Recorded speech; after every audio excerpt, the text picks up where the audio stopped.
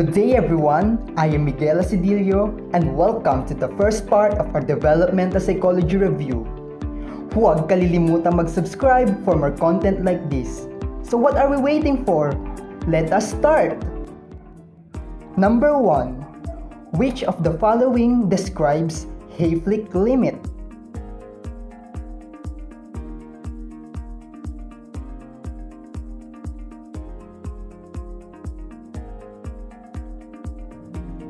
And the correct answer is letter A. Aging happens when the cells are unable to divide themselves until they succumb to senescence or loss of cells' power of division and growth. The Hayflick limit is the number of times a normal human cell can divide before it stops dividing and enters a state of senescence. Yung senescence, ito yung pagkawala ng kakayahan ng isang cell para mag-divide. And this limit is caused by the shortening of telomeres, which are the protective caps on the ends of the chromosomes. As telomeres shorten, they become less able to protect chromosomes from damage, which eventually leads to cell death. Number 2. Which of the following describes a belief that everyone around them is worried about their looks as they are?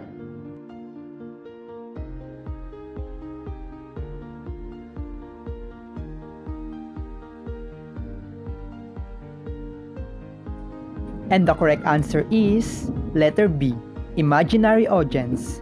The belief that everyone around them is worried about their looks as they are is referred to as the imaginary audience.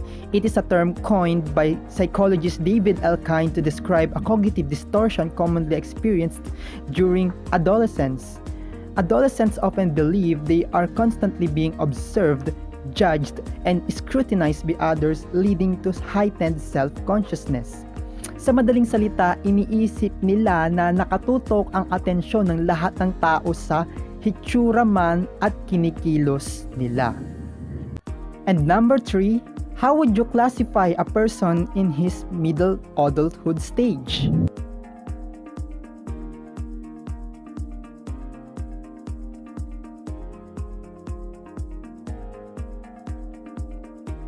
And the correct answer is letter B, an individual in his 40 to 65. Middle adulthood typically refers to the stage of life between early adulthood and late adulthood. It is a period that generally spans from around 40 to 65 years of age.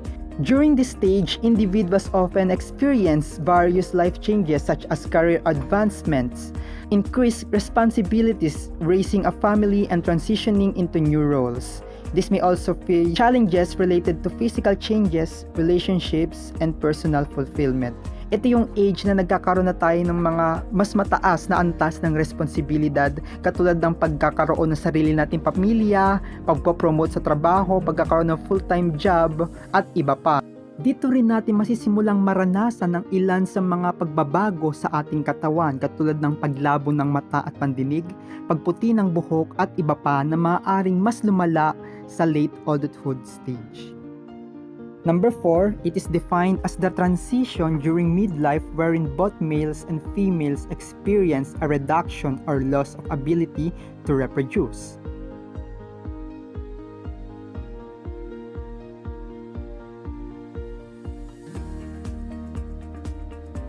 And the correct answer is letter C, climacteric. Climacteric is the transition during midlife wherein both males and females experience a reduction or loss of ability to reproduce. It is a natural process that occurs as a result of changes in the body's hormone.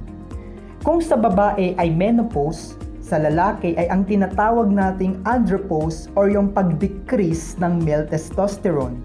Pag pinaghalo ang konsepto ng menopause at andropause, ito yung tinatawag nating climacteric or climacteric stage. Ang mga lalaki ay maaari pa ring makabuntis during climacteric stage. Hindi tulad sa babae na hindi na pwedeng mabuntis. Number 5. May was reportedly changing different jobs, relationships, and residency frequently. What kind of characteristics distinguishes emerging adulthood from adolescence and young adulthood by Arnette 2006 depicts the scenario.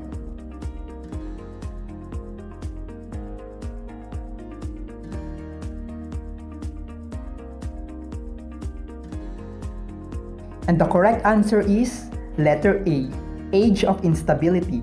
The age of instability is one of the 5 characteristics that distinguish emerging adulthood from adolescence and young adulthood. It is characterized by frequent changes in jobs, relationships, and residency.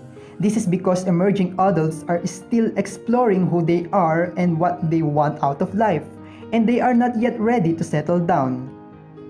Sa age of instability, tandaan lang natin ang word na unstable or unstable. Kaya nga instability, ibig sabihin, hindi pa nila kayang makapag-settle down. It is the age kung saan papalit-palit sila ng trabaho, tirahan at pati sa kanilang mga karelasyon dahil maaaring hindi na sila masaya o kontento sa kung anong meron sila. Number 6, this method of skin-to-skin contact helps reduce stress in infants and with the regulation of sleep and activity.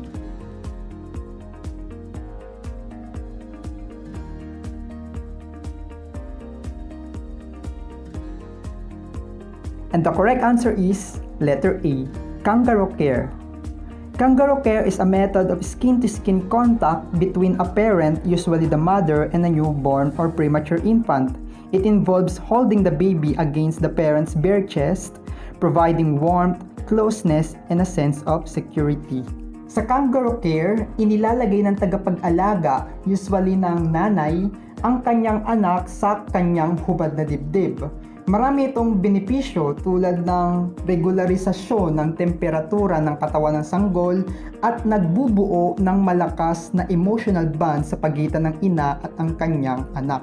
Kumbaga nagkakaroon ng mas mataas na antas ng emotional bonding or pinagbubuglod nito yung mag-ina. Number 7. Helen's parents wants to encourage her to do her homework every night so that she will do better in her math subject.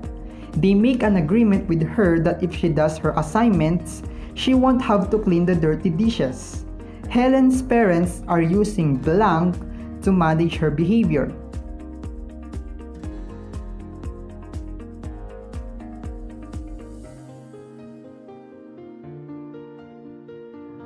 And the correct answer is letter B, negative reinforcement. Negative reinforcement involves removing or avoiding an unpleasant stimulus in order to increase the likelihood of a desired behavior. In this case, Helen's parents are removing the task of cleaning dirty dishes or the unpleasant stimulus as a way to reinforce the behavior of doing her homework regularly. Number 8. Which statement best summarizes Freud's and Erikson's stage theories?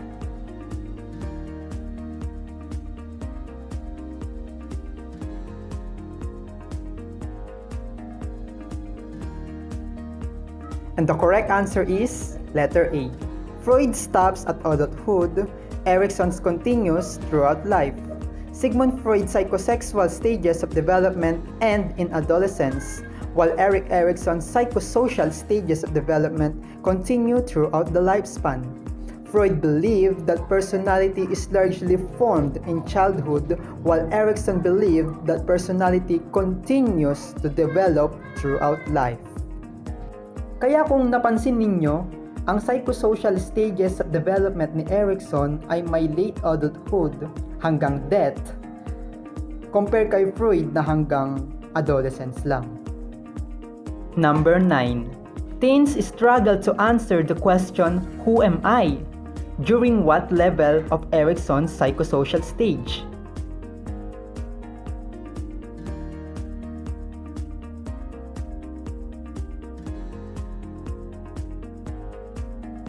And the correct answer is letter A, adolescent. Erikson's psychosocial stage of identity versus role confusion is the 5th stage of his theory. This stage occurs during adolescence, which is typically between the ages of 12 and 18. During this stage, Adolescents are struggling to answer the question, who am I? They are trying to figure out their identity, their values, and their places in the world. Kapag matagumpay na nalaman ang identity o pagkakakilanlan, magkakaroon ng malakas na pagkaunawa ang isang individual sa kanyang layunin at magkakaroon ng direksyon ng kanyang buhay. Higit sa lahat ay magkakaroon siya ng matatag at malalim na pagkakakilala at pagkaunawa sa kanyang sarili. And lastly, number 10, Menarche, first menstrual period. Spermarche, blank.